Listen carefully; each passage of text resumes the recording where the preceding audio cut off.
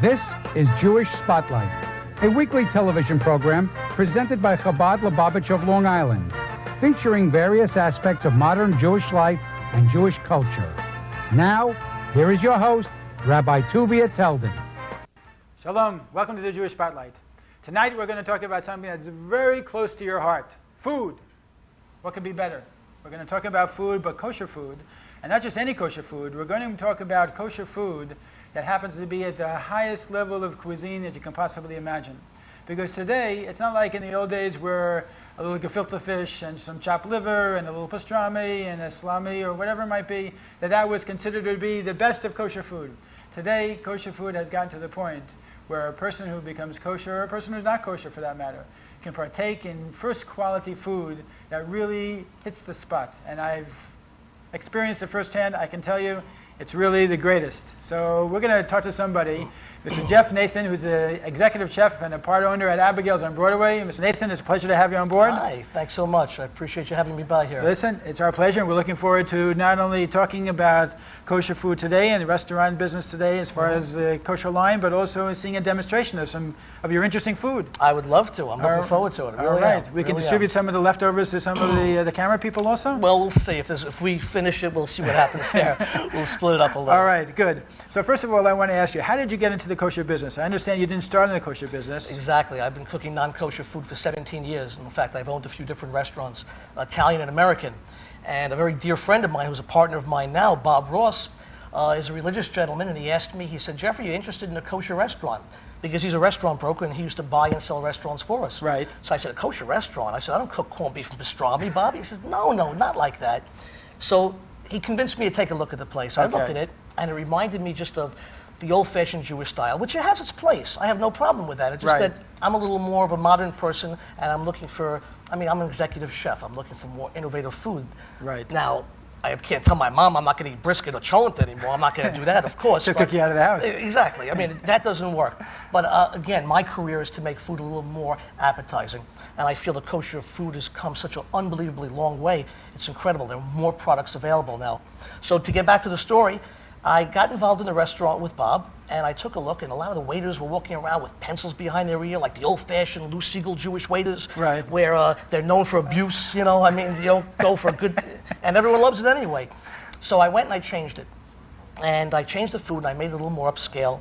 Okay. I really researched kosher ingredients, because that was my biggest challenge. So that was a completely new experience for you. Unbelievable. In fact, that was the biggest. That was where I was frantic because of that. You were afraid, perhaps, that you had to cut out a whole line of different foods that you would use before. In fact, what are you going to do? Right. And all my friends in the non-kosher restaurants were saying, "You're crazy." Everything was negative. And I was sleeping at night. I was saying, "My goodness, am I doing the right thing?" What are you getting yourself into? Right. But instead, what I did is I researched it, and I made a challenge out of it, and I found it exciting. I went down to the plants, the meat plants. I put the hard hat on and the white jacket, and in fact, Yankee, the owner of International Glot meat packing plant, he was like, "What are you doing here?" I said, "I'm going into a new field. I want to see it." And he was he loved it. He said, "Wow, I see the enthusiasm and the passion that you have." So I'm looking at the veins, and why could you use only the forequarter and not the hindquarter? And I'm learning, and I'm watching them cover it with salt, and I really tried to investigate and learn the whole process of it. And I did that with everything. Every year there's a kosher festival. I don't know if you're familiar in the Meadowlands. Right. And every year it's getting bigger and bigger and bigger, which is telling me that, and us, that there are more kosher people that are looking for alternatives to gefilte fish. I love it. And again, I always say that. This is nothing against gefilte fish. Exactly. I'm not saying anything against the old traditionals, the standbys for certain holidays. It's tradition. But you can only have kugel for a certain amount of days before you start to get tired of it. Exactly. Come on. Every Sabbath, the baked chicken. It's the same. So there's the other things besides salt and pepper to put on a chicken. So I understand you started observing a little bit of Sabbath yourself since you went into the business. Well, my partner Harvey and I, and Bob sort of has been not converting us, but getting us more involved. And you're a mentor as far as Judaism. Very much so. Before each holiday, he sits down and he tells us and he explains to us the holiday, the reasons why we're cooking certain things, what the oil has reference to for Hanukkah, for Purim, why you're supposed to have something to drink for Passover. All the holidays have certain situations that you're supposed to do things. And also, I'm to a point where I'm even doing like tefillin every day. Really? And he's getting me So you're praying in the morning? That's great. Exactly. I'm praying every morning, and he's getting me more interested in it. And it's funny, I grew up as the only Jewish person in an Italian Catholic neighborhood. and I was picked on all the time. At one point, I was like, wow, I feel bad that I was Jewish, and it was awful. And nowadays, I'm like, my goodness, how could I have thought that? I'm so proud, and it's just the opposite. It's just like, it's an uplifting experience. So and getting closer to praying now and getting closer to God is wonderful. It's a great, So getting into the kosher business has been more than just a career change. It's really been a personal change as well. 100%. I mean, someone up there is saying something to me. For 17 years cooking non-kosher food, and now cooking a kosher food and having the largest kosher restaurant in the world at this point right now. Really? I have. Abigail's on Broadway is the largest kosher restaurant in the world. That's great. And just so many wonderful things have been happening. My own television show and the popularity, and it's just, it's wonderful. Thank God. Yeah, really. Sounds good. It's nice. So give me an example of some of the adjustments you had to make as far as going from non-kosher to kosher. Well, as serving certain fish, of course, there's a limit on what you're allowed to use. It has to have scales. You're not using shellfish. So all my life I was cooking shellfish and things like that. Right. So fish was one instance. Lots of ingredients. And I have a question for you. I know I'm the one to be interviewed, but I have a question for you. I find in the kosher world, with the foods, all the different hashgakas, the supervisions for the foods, there's like so much politics. Why is that? I want to know that.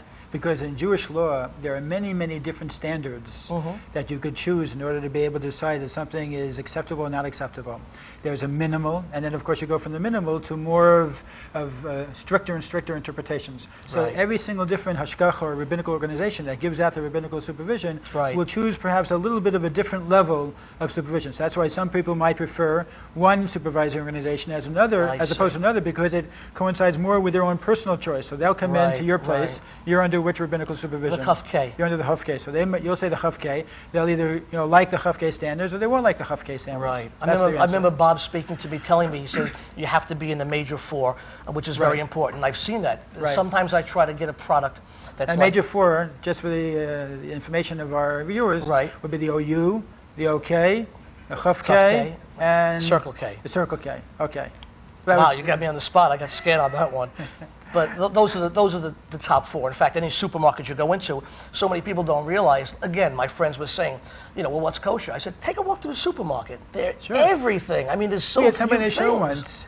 22,000 products now have a kosher symbol. It's incredible. It's absolutely amazing. And it's interesting because the biggest thing, of course, we don't mix dairy and meat together. Right. But that's also there are Indians and Muslims. There are so many other religions and other people, just health-wise, that don't mix meat and dairy.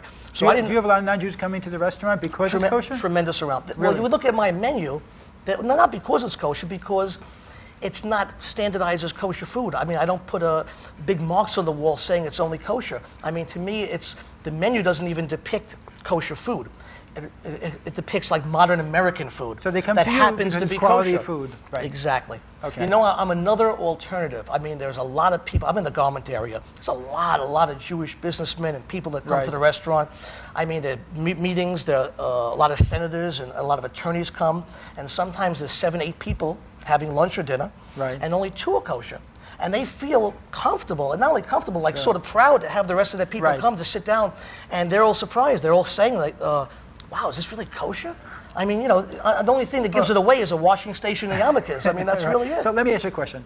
How do we break through that preconception that some people have of kosher being this particular type of greasy food, which is not necessarily healthy? Yes. How do you I mean, you must deal with this every single day. It is so hard. It is very hard. I mean, that's why my television show is strictly also attacking it. New Jewish cuisine, we're calling it. New is because, I don't know, modern if it's the right word, but trying to take the negativity away from something is very hard. I'm sure you know that. With anything, it really is. Even with wines and things.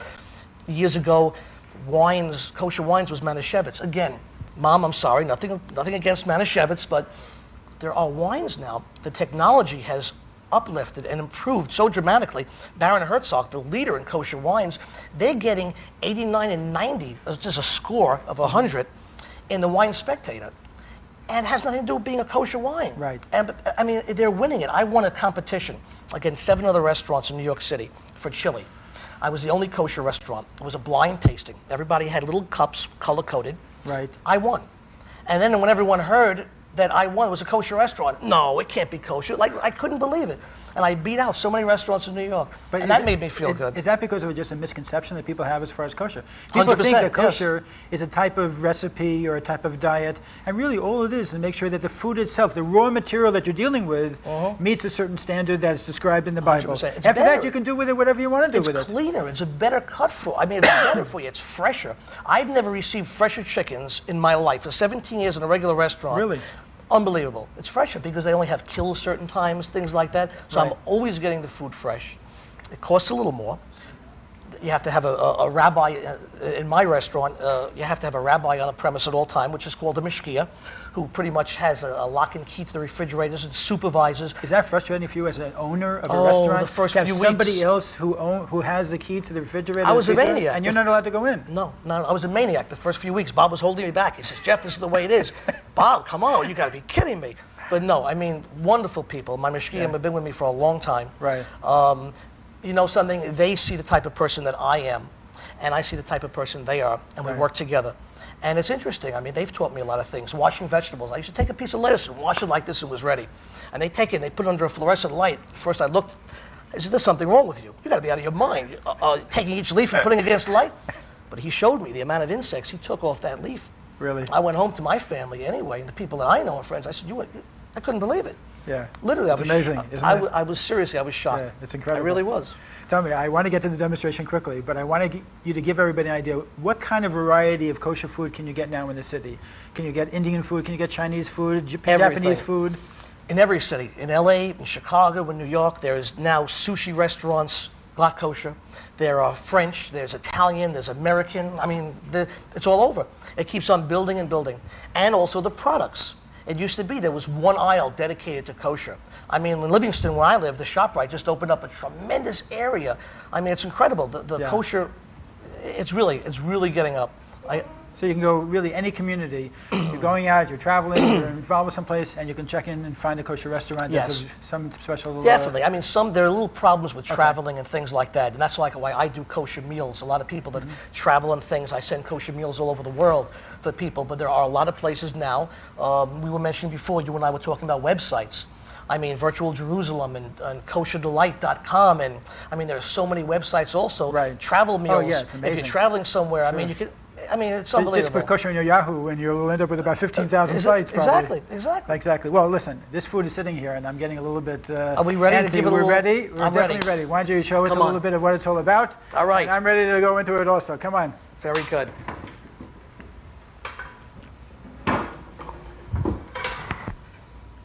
Now let me show you what we got over here. Okay.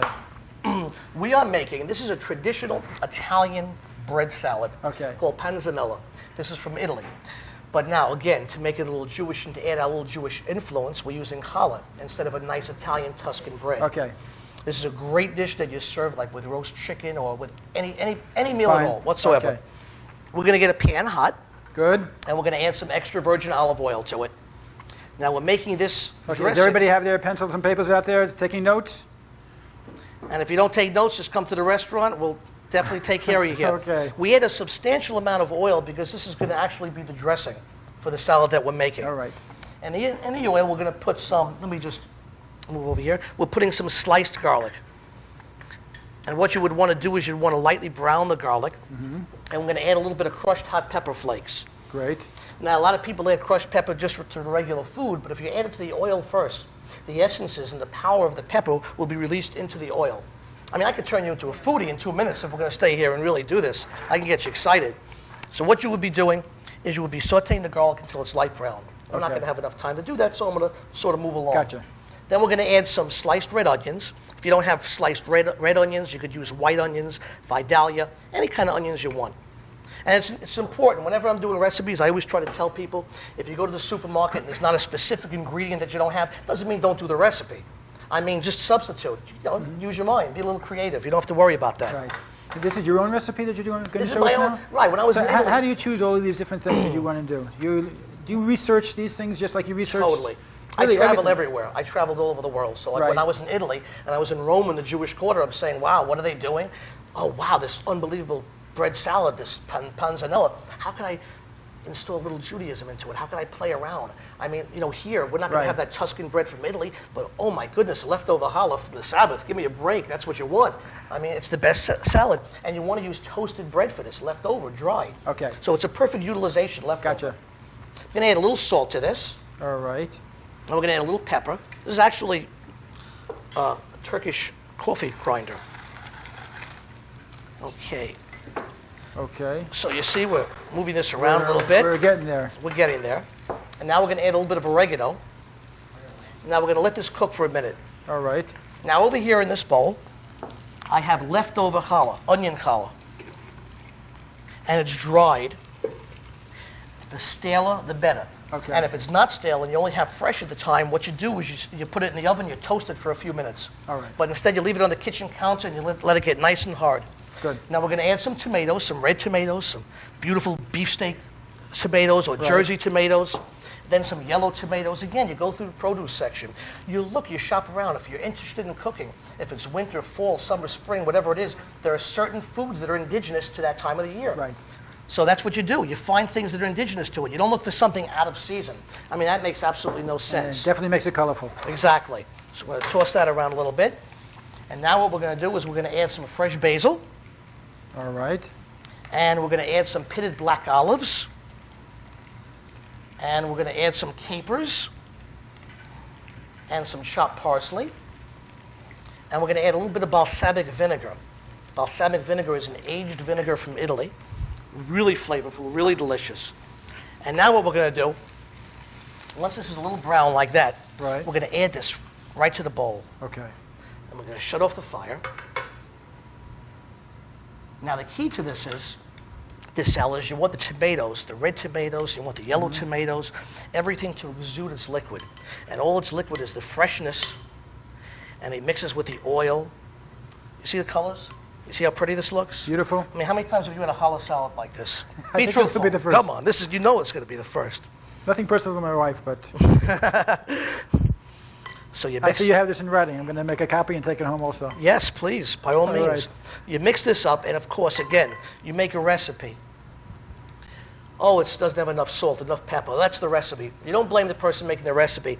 You taste it yourself. Sometimes the tomatoes, they're in season better. They're more flavorful. They're richer. They have a better flavor. Right. Sometimes they're not as rich. They don't have as much flavor. So you add a little more oil or salt or pepper. And again, extra virgin oil has a tremendous amount of flavor to it. It's different. I could talk to you 20 minutes just about oil. And what's nice is extra virgin oil in a Kosher restaurant, no problem. In fact, I don't know why that, but you don't need a supervision on extra virgin olive oil. Right. But do you know why? I'm just out of curiosity. Any oil. I mean, this one does. This has a supervision, but I'm in general, surprised. it says extra virgin.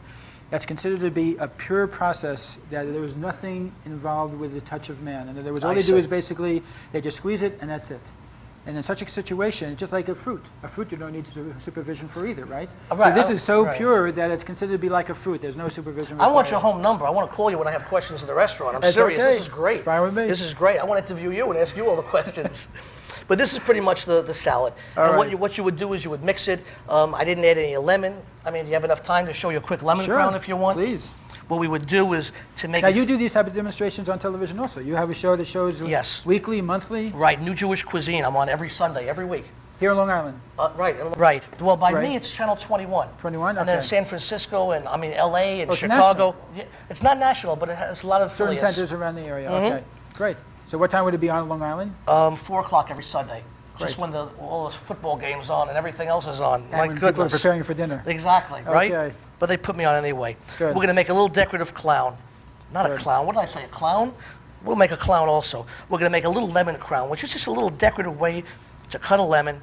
You put a little time and effort into it to make things nice. Where did you go to school? Like I always say, the Culinary Institute of America. That was in Hyde Park.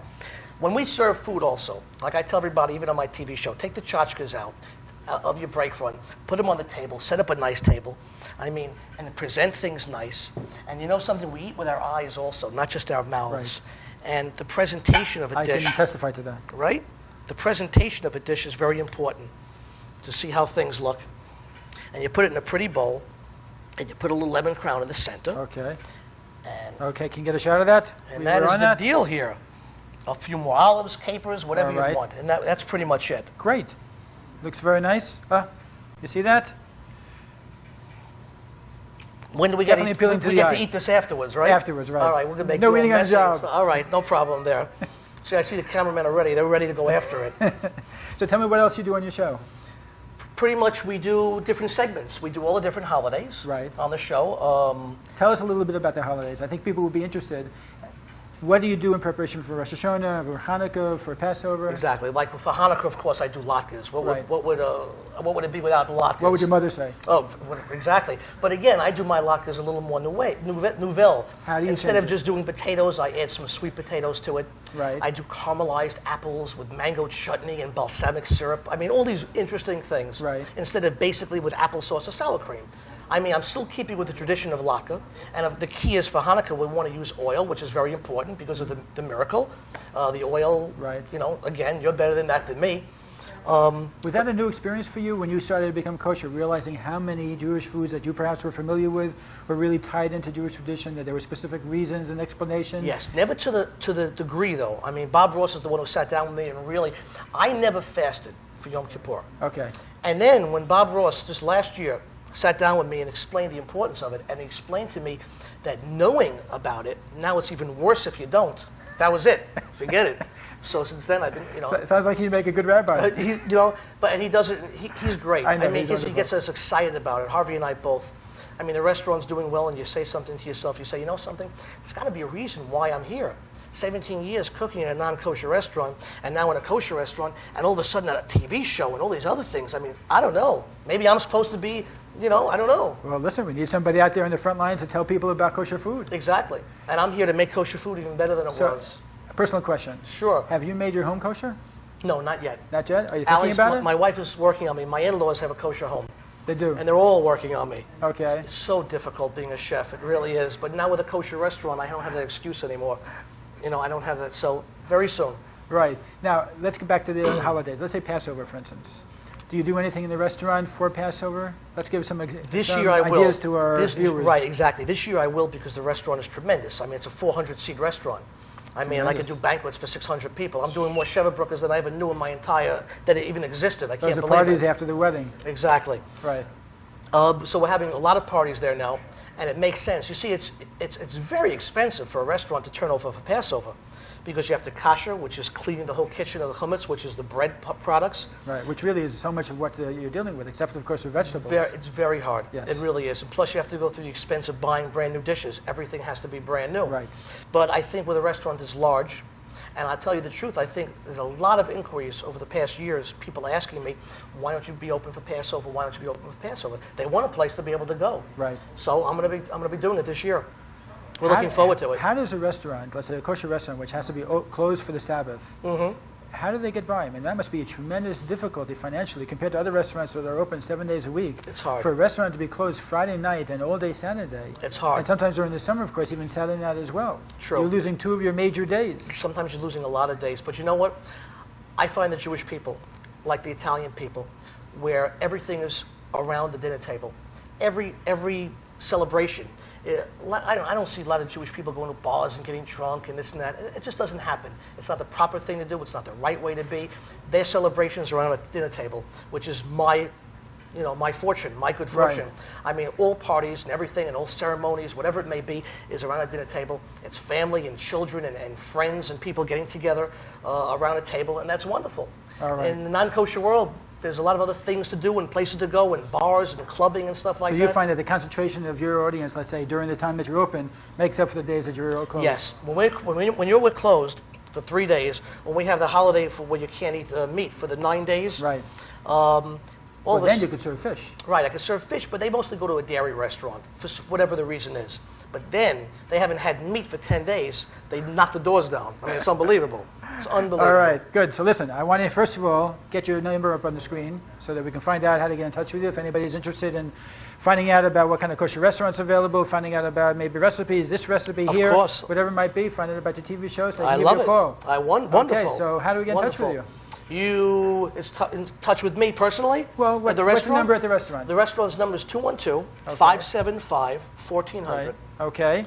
And Right. it's Abigail's on Broadway, and I also have Abigail's restaurant too. So we actually have 2 restaurants. Where's the other Abigail? The other one's on 37th Street between 5th and Madison. And you have another chef over there that takes care of things. Yes, I have a chef over there. I have a chef at Right. both places, great, and I'm in both places running back and forth. Right. Keep 'em Okay, busy. So you got quite a challenge on your hands. I sure do. All right, you got to go out there and tell people how kosher food today and kosher wine today and kosher products today Definitely. are the top of their class. There's no negativity with kosher food, period. All right. It's on the upswing. Okay, but then we got to go out and campaign and let other people know about it. You and I together. Okay, it's a deal. Thanks so much for having me. Okay, it's I a really pleasure. appreciate it. A pleasure. So, this is quite interesting. I'm looking forward to getting a bite of this. So we're going to close the show in order to be able to take a little bit of a look. And in addition, what I want you to do is go out there next time you're in Manhattan. Take a look at a kosher restaurant, and instead of going in and thinking, oh, maybe I don't know what I'm getting myself into, go to Abigail's, go to one of the other restaurants. If you get the Jewish Week or the Jewish World, Jewish Press, and the Jewish newspapers, they all have listings for tremendous kosher food. Here in Long Island, in the 5 towns, Central Avenue, you have a tremendous amount of other places as well. So take a look. In the meantime, if you have any questions, give us a call also. We'll be happy to give you any information you want about good old food. You can contact us at 58 Comac Road. We're in Comac, of course. And that's Comac, New York, 11725. Our number is 462-7383. And remember, we also have a website. The website is chabadli.org. And then we have a superphone as well, which is 76 Super. So you can look that up as well. And remember, just as Jeff pointed out, you can see his enthusiasm and you can see all his passion for this. There's a tremendous amount to find out about what being kosher is about, what being Jewish is all about. Because just as Jeff had mentioned, he himself was under a certain impression as far as what this Judaism was all about and how it impacted on his own personal life or what it meant in terms of his profession in the way that most people, perhaps many of you yourselves, might look at Judaism and look at being Jewish in the same way. And all it takes is sometimes one person takes one experience, one phone call, one book, one website, one something to be able to see from a whole different perspective that Judaism really relates to you. It's about our lives. It's about living as good human beings. It's about eating. It's about sleeping. It's about everything you can possibly imagine. And it really gives each individual a sense of connection to themselves, to God, and to just living life to its fullest potential. Because as my wife always kids me, that the Torah itself, the Bible, is like the manufacturer's handbook. And what we're trying to do is just live according to the manufacturer's rules of understanding what exactly this life is all about and how we can key into it. So kosher, of course, is one of those keys. That's our Jewish soul food. That's our way of being able to connect to Judaism day in and day out for breakfast, lunch, and supper, being able to know that we're treating our body in a holy manner and putting good things into it. Because when that food that we eat becomes part of our flesh and blood, we want to make sure that it's doing something inside that's going to help to be able to make our lives a little more sanctified and a little better. So don't forget to do something in your life, in your world, for your family and yourself to make your world better. Do a mitzvah. Do something meaningful. Do something that's going to help to really make Judaism more of a reality. So Jeff, I want to just thank you very much again for being with us. I appreciate it. It's been a pleasure. I look forward to working on other things, especially when it comes to cooking. I need to gain a little weight over here. Maybe you'll help me I out. look like that, not like this. It's all the good Okay. food. So in the meantime, take care, everybody. Have a great time. We'll see you around. Jeff, when are we going to so start much. off? Shalom All right. from the Jewish Spotlight. All right. Should we start with the onions or start with? I don't know. We'll dig right I'll in tell over you the here. truth. I think we should go right for the good stuff. משיח בוא, שישו בשמחו בשמחה שגיולו, הנה הנה משיח